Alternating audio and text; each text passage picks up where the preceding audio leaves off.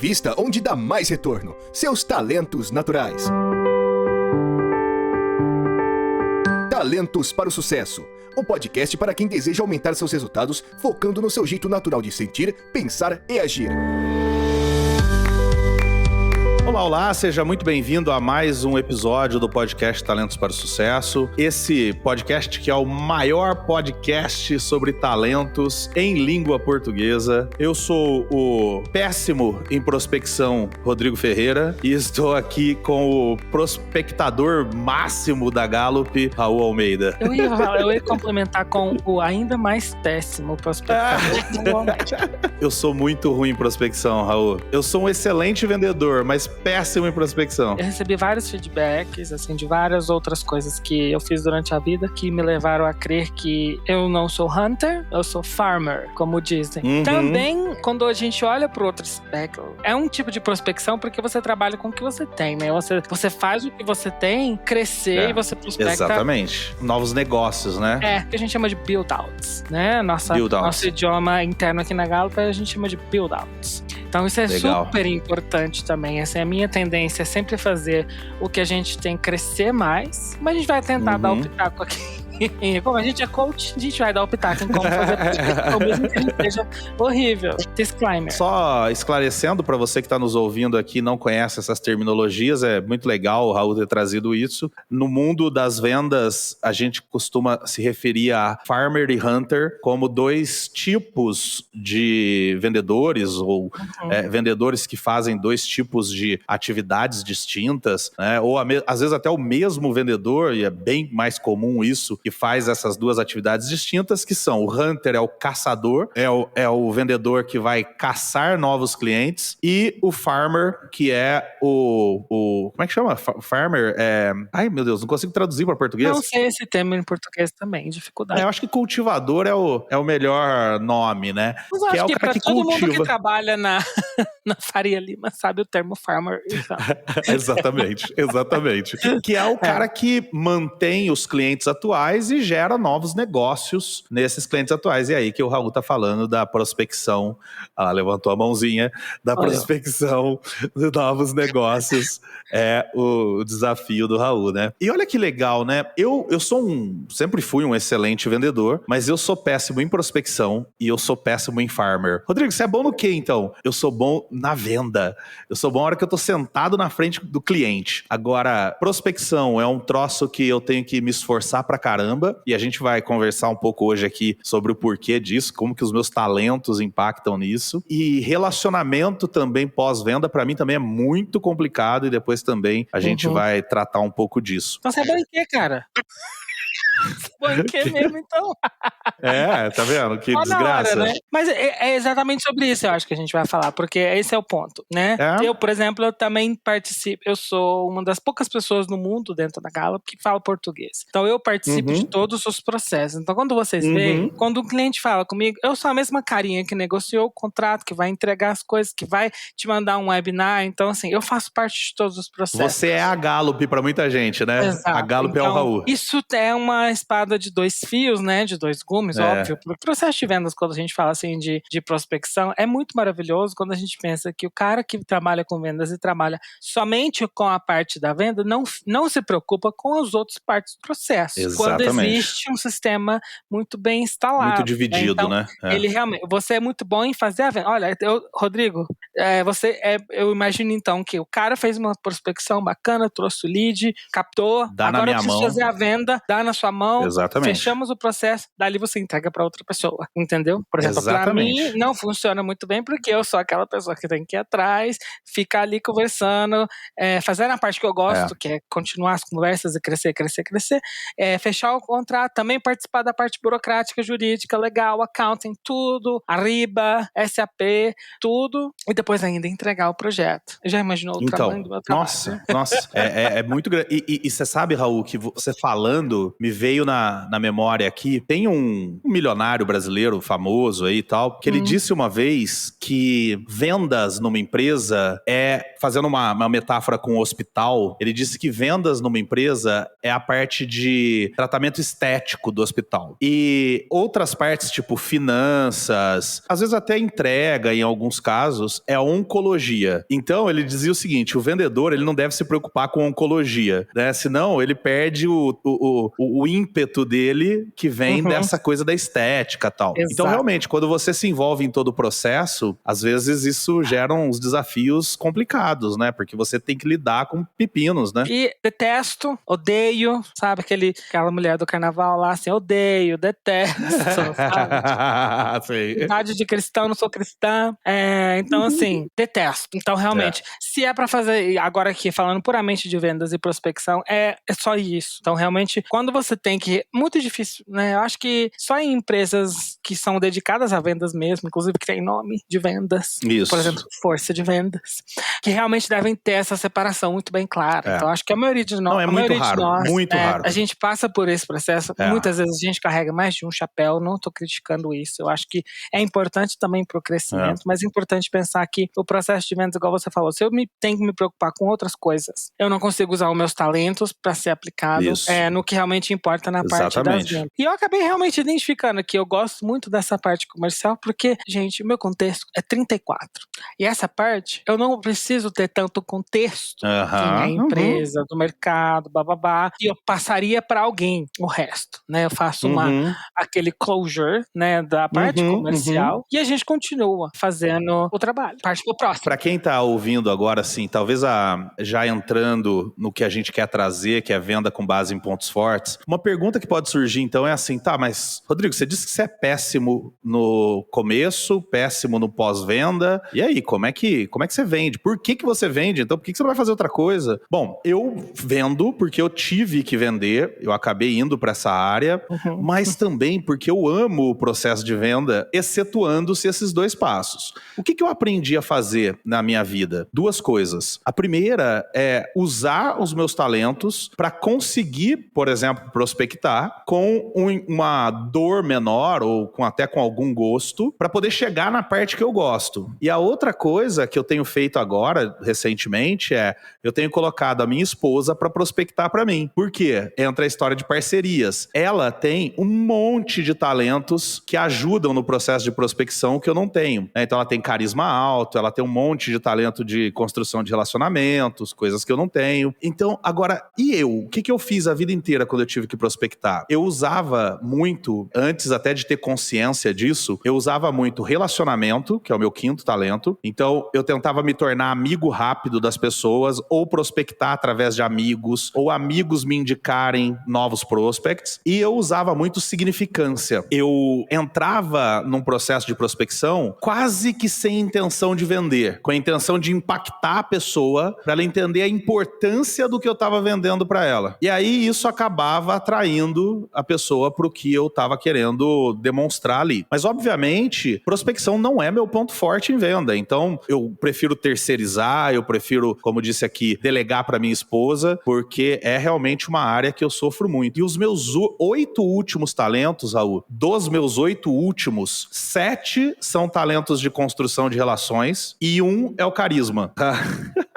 Ou seja, terminei de vender, entreguei a parte de relacionamento, de visitas políticas. Cara, não é o que eu curto, sabe? Não é o que eu curto. Então, para quem tá ouvindo a gente, já fica uma dica. Você pode prospectar, por exemplo, que é o tema que a gente tá falando hoje, independente dos talentos que você tem. Óbvio que talvez você vá ter mais facilidade ou mais dificuldade, mas você vai prospectar se você encontrar quais talentos teus estão adequados a isso, né, Raul? Quais talentos que você acha que você usa mais, assim, prospectando? Foco e disciplina. Foco e disciplina. Excelente. Foco e disciplina, tô no meu top 5. Tem que ser esses dois. Porque eu, na verdade, aí nós vamos falar de um processo, né? Diferente. Eu não sei. Talvez se a sua empresa já conta com um sistema de CRM, né? Client Relationship Management, né? Se não me engano, que é stands for. Isso, né? Customer Relationship Management ou Client, tanto faz. Enfim, é um sistema de CRM que, por exemplo, devido às suas campanhas de marketing, o brand awareness da sua empresa já deve chegar algo para você. Eu trabalho com isso. Isso também é parte do meu prospecting. Então vamos definir que a vendas em si puramente nós não estamos só falando de meter a cara no rolê. Muitas vezes ok, eu entendo que para quem tem que fazer isso, glória a Deus, né? Que Deus te abençoe. Graças a Deus eu conto com um pouco mais de vantagem, que é ter chegar alguns leads já que buscaram, que tudo. Isso é imprescindível também pra parte. Então, isso a gente já tá falando do primeiro ponto, né? Que é do nosso livro Strengths-Based Selling. Usar o que você tem, né? É legal também você ter colocado isso. O que é prospecção, né? O primeiro passo da prospecção é gerar lead. Exato. Né? Então, por exemplo, você recebe leads, apesar de gerar também. Eu, por exemplo, tenho que gerar todos os meus leads. Exato. Eu também tenho que gerar. Por exemplo, quando eu faço um webinar da Gallup, eu mando o cadastro. Você tá gerando lead? Eu estou gerando lead, né? Então, é super importante. Então, eu também tenho que ter atividades que vão me gerar algum tipo de coisa, né? Que vão trazer. Então, realmente, tem que ter um processo, tem que ter. Conta para as pessoas o que é lead, Raul. Deve ter gente ouvindo a gente que não faz ideia do que é um lead. O lead, aqui, ó, se a gente for olhar mesmo na internet, é a informação do contato de algum caso, ou até demográfico, né? Informações demográficas de um possível cliente que está possivelmente interessado em algum produto que você quer. Então, é alguém que está possivelmente interessado em comprar o seu produto. Isso é um lead. Então, quando você faz um webinar, por exemplo, uma pessoa foi lá e assistiu, é porque ela tem algum interesse naquilo que você está falando. Ela te deu os dados dela. Então, ela é um lead. Exato. Ela é um lead. Então, realmente, o lead é aquela pessoa que está interessada em comprar o seu produto e que, a partir dali, você vai criar oportunidades. As oportunidades são... Isso. Né, olha, ele quer comprar códigos de Clifton Strengths, ele quer algum webinar de Clifton Strengths, ele quer a plataforma já foi de qualificado. A partir da qualificação, ele quer agora trabalhar engajamento, então a gente trabalha a oportunidade, cria uma conta e acaba funilando. Então o lead, ele vem em atividades de prospecção de marketing, né? Isso que eu ia falar. É interessante que nas empresas, assim, quem gera lead geralmente é marketing. Aí tem empresas que tem um profissional que qualifica, um cara que só qualifica, que às vezes é marketing, às vezes já é venda, mas é uma área cinzenta ali, né? Pra depois chegar no vendedor. Você, por exemplo, Raul, tem todo esse trabalho. Quer dizer, você gera o lead, você qualifica. Eu também. Eu gero lead quando eu faço os meus webinars só.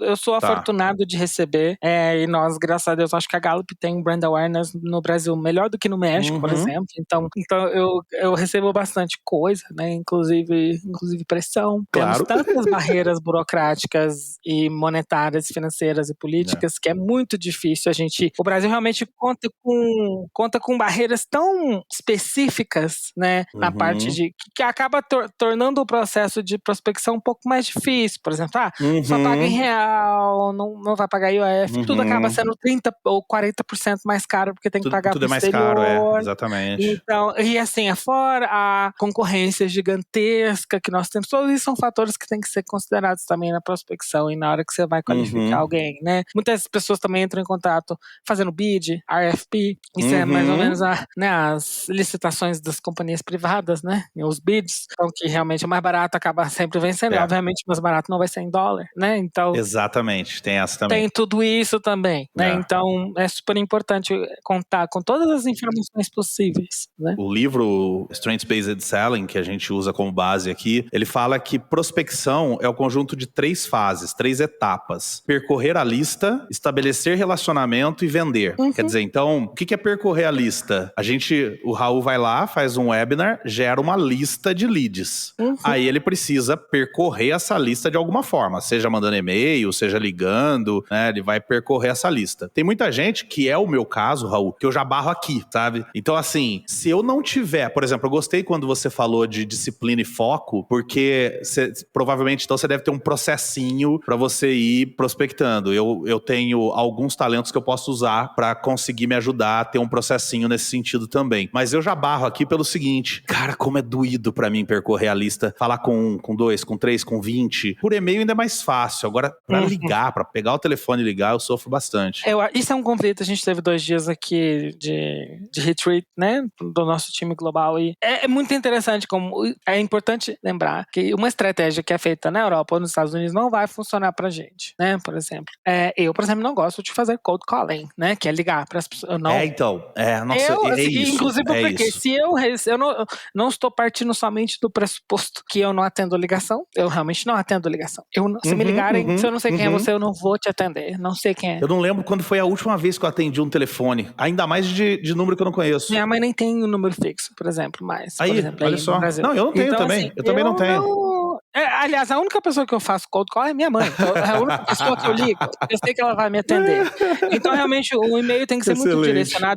E realmente, esse processo de... Não é só prospecção, é follow-up. Isso também, né? Você fez, você agradece a presença. Ótimo. Se eu também não fizer isso rápido, eu esqueço. Né? Aí eu já tenho, já tá na hora de fazer o outro. E aquela lista perdeu tempo, né? Já ficou velho. Mas é muito importante fazer esse processo, né? E acho que uma das grandes... realmente, esse segundo passo, que é medir, measure. Isso eu sou muito pra mim, realmente, porque eu gosto. Por mais que eu não vá fazer nada, eu preciso ter o meu dashboard do Sales Navigator, eu preciso ter o meu dashboard do meu CRM. Essa é a parte que eu já adoro. Eu preciso ter a informação de alguma forma. Porque em algum momento eu sei que quando eu pegar pra resolver, eu resolvi. Então, por exemplo, eu tenho uma coach que ela trabalha com vendas, ela é gestora de uma equipe de vendas e ela não tá conseguindo bater metas. O primeiro caminho que eu sugiro pra pessoa quando ela passa por uma situação dessa é olhar pro funil de venda. O que é o funil de venda? São as etapas que a gente segue numa venda e o percentual de conversão em cada etapa. E identificar onde está o problema. O problema é no número de leads? Ou o problema é porque eu tenho bastante lead, mas eu não consigo fazer ter resultado em cold call? E aí eu perguntei pra ela, tá aí, quais são os percentuais do seu funil? E ela não sabia. Quer dizer, ela até sabia de cabeça, mas ela não estava usando essa informação na prática. Então, essa parte de medir, eu adoro. De pegar e falar, olha, eu tenho X leads, disso eu tenho que gerar Y atendimentos, que eu vou gerar Z visitas. Isso é a parte que eu curto pra caramba fazer. Agora, eu não sei como é aí no México e nos Estados Unidos também, mas nas empresas aqui do Brasil, isso é um ponto fraquíssimo, Raul. Fraquíssimo. E tô falando tanto de empresas pequenas quanto de empresas grandes que eu tive a oportunidade já de trabalhar. Tem muita empresa que não faz ideia do que é um funil de venda. Tem muita empresa que sabe o que é um funil de venda, às vezes até tem no CRM deles, mas não usa pra nada, não sabe usar na prática, não sabe usar como informação estratégica. Então, assim, aqui as empresas medem muito pouco os seus números. Porque estão focando no resultado, né?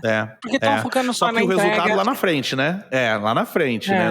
Na venda. Estão focando em coisas que são muito imediatas, estão focando realmente. Mas isso é porque a gente tem analítico. Eu, pelo menos, tenho estratégico muito alto. Então, eu tenho analítico alto. Então, isso alimenta a gente. Mas aí a gente também cai num buraco que a gente também não pode ficar centrado só nisso, só nessa parte. Né? Já falando de talentos. Se a gente ficar pensando, criando relatório, ok, que hora você vai vender, né? Eu entendo essa parte. Mas também se você ficar só dando tiro pra tudo quanto é lado e não tendo um raciocínio de onde tá saindo isso, a gente fez um exercício muito parecido aqui ultimamente, então vou dizer que é bem recente. Eu acho que nos Estados Unidos, assim, olha, vou ser bem honesto, meus clientes estão no Brasil, sabe? E a gente sabe, brasileiro, eu não consigo ter outra palavra a não ser dizer insuportável de tratar.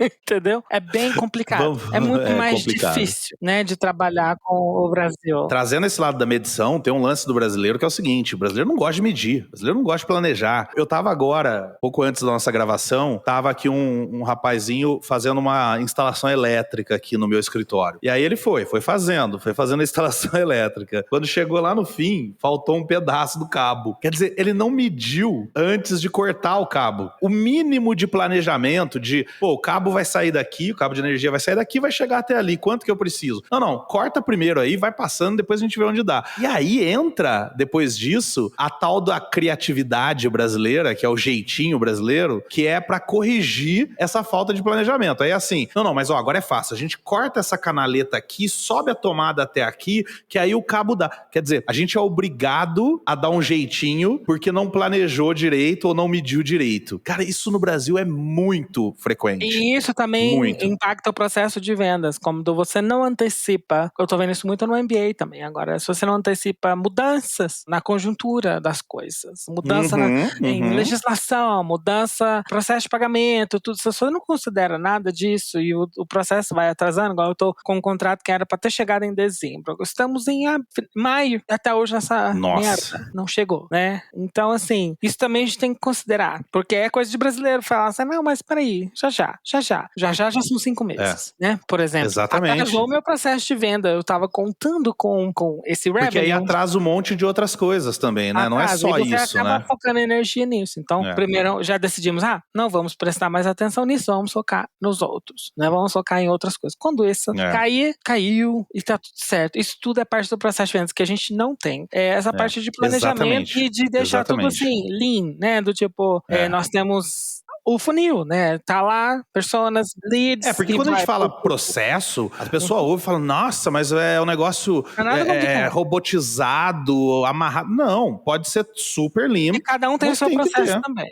Cada um tem o seu processo também. Isso, ótimo, porque cada um tem seus talentos, né? Agora, quem tá ouvindo pode pensar assim, tá bom, mas o que medir? É padrão sugerir 2 coisas, que é contact rate e conversation rate, né? O que é isso? Contact rate é número de contatos dividido pelo número de leads. Então, eu tinha, por exemplo, 100 leads e falei com 30, meu contact rate é de 30%. E o conversation rate é desses leads que eu falei, que me atenderam, com quantos eu efetivamente consegui conversar. Com quantos eu consegui falar sobre os meus produtos, consegui apresentar, fazer uma apresentação comercial. Por exemplo, se a gente seguir aqui, se dos 30 eu falei com 10, eu consegui fazer a apresentação para 10, eu tenho um contact rate de 33%. O mínimo isso. Se você quiser depois aumentar, extrapolar isso, você pode ir já para o índice de conversão de vendas, né? Então, desses 10 que me atenderam, quantos eu converti? Quantos eu vendi?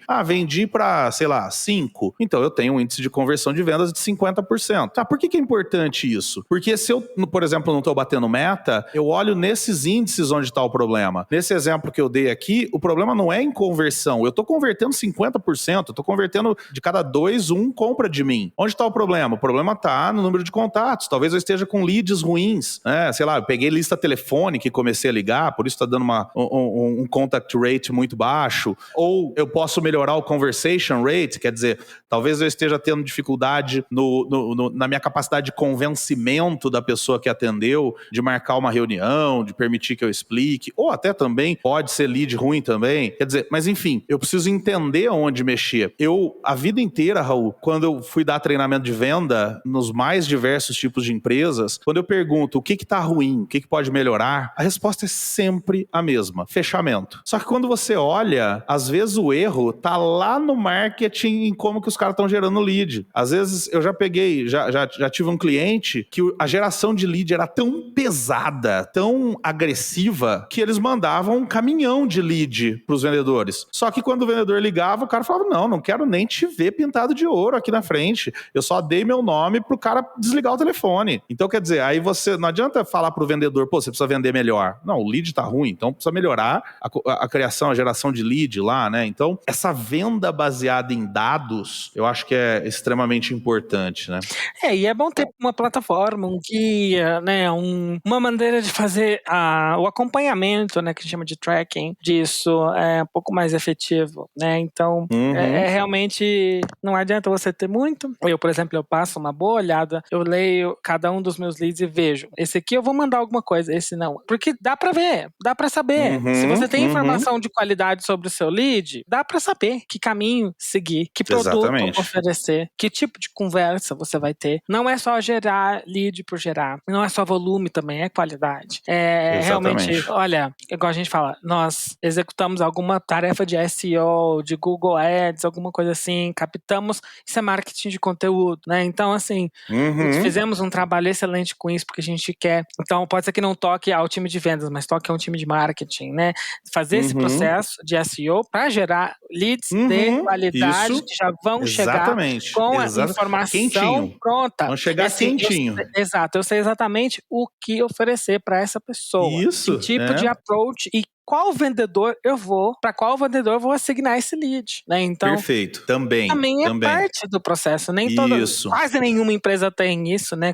Quase nenhuma empresa contrata uma Salesforce ou algum outro objeto, né? Acho que a RD também faz, se não me engano, aí no Brasil. A RD faz. Então temos várias opções de ferramenta. Não adianta só cobrar resultado e não dar a ferramenta. As ferramentas. Que é 02. Eu já perguntei para empresas, Raul, qual é o seu CRM? Já perguntei para gerente comercial qual é o seu CRM e ouvi o que é CRM. Cara, isso, óbvio, já cai. Óbvio que isso há algum tempo atrás, mas não tanto tempo atrás assim para aceitar uma resposta dessa. Tá? Foi coisa, sei lá, de 5 anos atrás. Já também perguntei para a empresa qual é o seu CRM, a empresa falou, é um interno nosso que nós desenvolvemos. Eu falei, tá bom, tem funil de venda? O que é funil de venda? Quer dizer, ainda tem mesmo, como você colocou. Cara, você precisa ter a ferramenta certa, senão dificulta o processo. O funil, assim, é o processo tipo de sair de lead para qualificadão.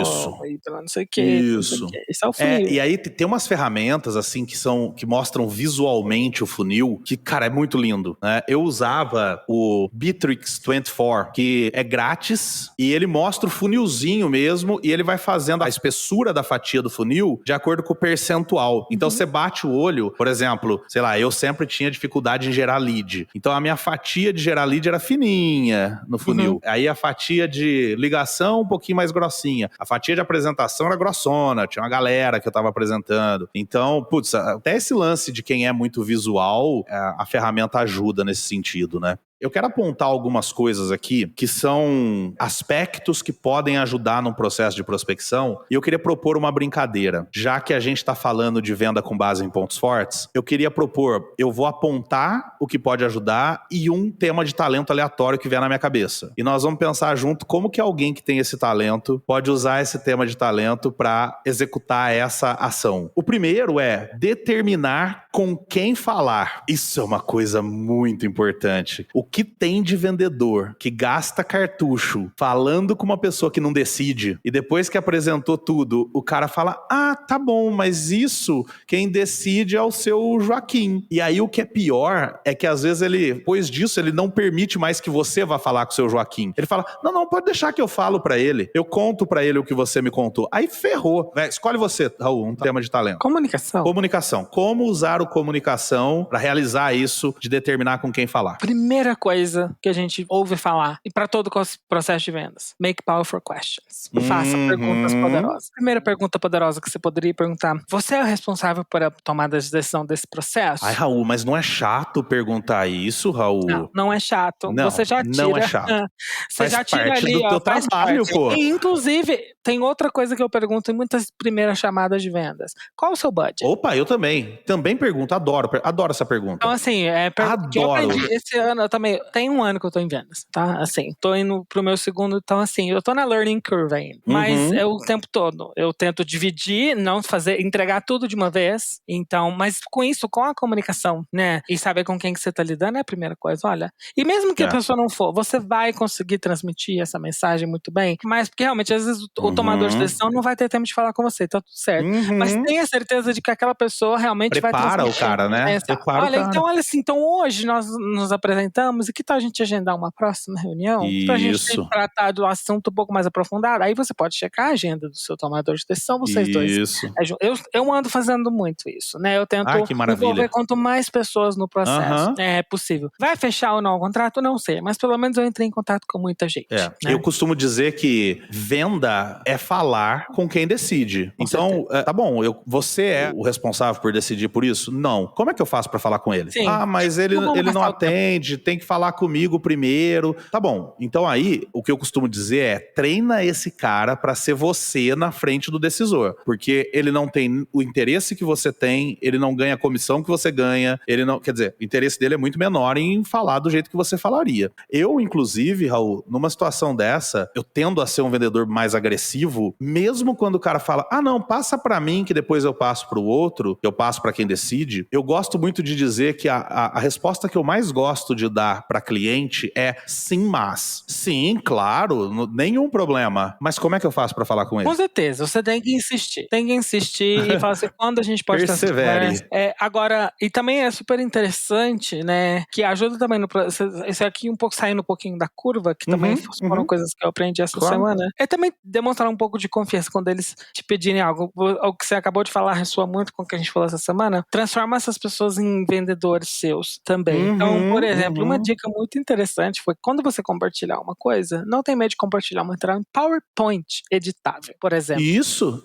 Porque a pessoa vai ter liberdade de mexer e, então, tudo bem, ele não vai saber vender do jeito que você sabe, mas ali ele vai mexer alguma coisa. Eu, geralmente, eu vou admitir, nunca fiz isso. Eu mandava em PDF a apresentação. Mas isso você já está demonstrando que você não confia muito naquela pessoa. Exatamente. Né? Então, quando você já manda você já manda em PowerPoint. Isso, por exemplo, para todos os meus deste ano, eu não fiz. Então, eu já fico assim, eu já perdi tudo. Mas, enfim, tô tendo conversas muito interessantes, saudáveis e sustentáveis com eles. Mas, porque eu envolvi as pessoas corretas, fiz as perguntas corretas, eu usei minha comunicação. Ok, o meu está no top 4, eu acho, ou 5, mas usei isso ao máximo. Tentei quebrar as chamadas em mais de uma. Ok, hoje nós vamos falar. Então, hoje nós não temos muito tempo, são só apresentações. Vai gerar algum tipo de dúvida. A próxima chamada eu queria que tivesse você e o tomador de decisão, porque eu quero te mostrar a ferramenta, quero fazer uma apresentação, quero me preparar. Tivemos aqui, que é nessa primeira chamada, ok, eu não vou falar com o tomador de decisão, vamos só falar do briefing, então. O que é? O que vocês estão procurando? Isso. Qual que é a sua dor? Né? Levante informações, né? Então aqui,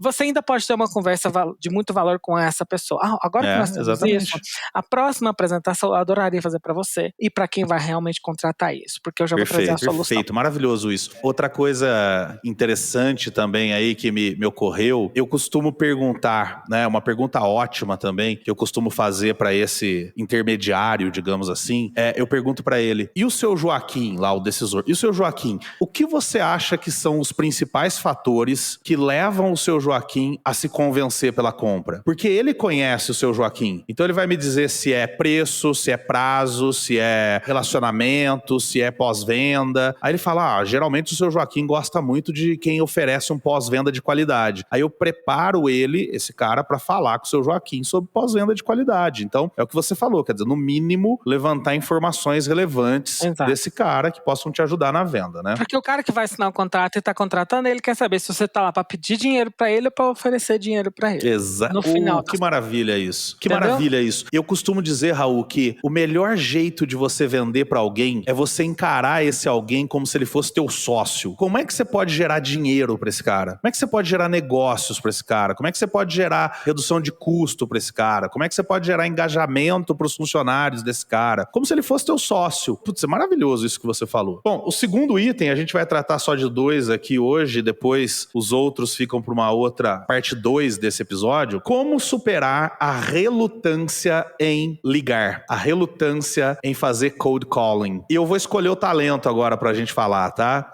Imagina que quem tá ouvindo a gente tem alto o talento disciplina, Raul. Como superar a relutância em ligar se quem tá nos ouvindo tem alto, por exemplo, o talento disciplina? E mesmo quem tem no meio. Ali. Ou no quem meio, tem lá no ótimo. final, aí assim, você vai ter que chamar alguém pra te ajudar.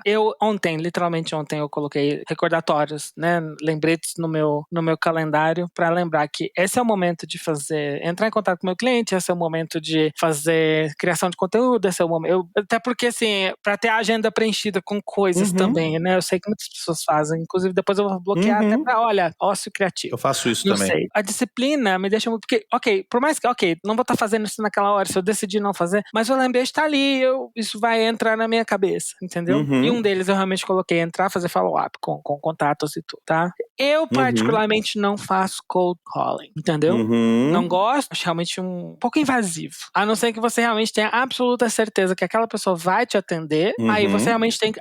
isso que é importante de você ter todo esse funil, todo esse processo muito bem mapeado. Você sabe quem vai atender o telefone quando você ligar. Então, se você sabe quem vai atender o telefone quando você ligar, e você tem isso muito bem mapeado na sua agenda, sem problemas. Aqui a gente fala em espanhol, sin medo ao éxito, papi. Entendeu?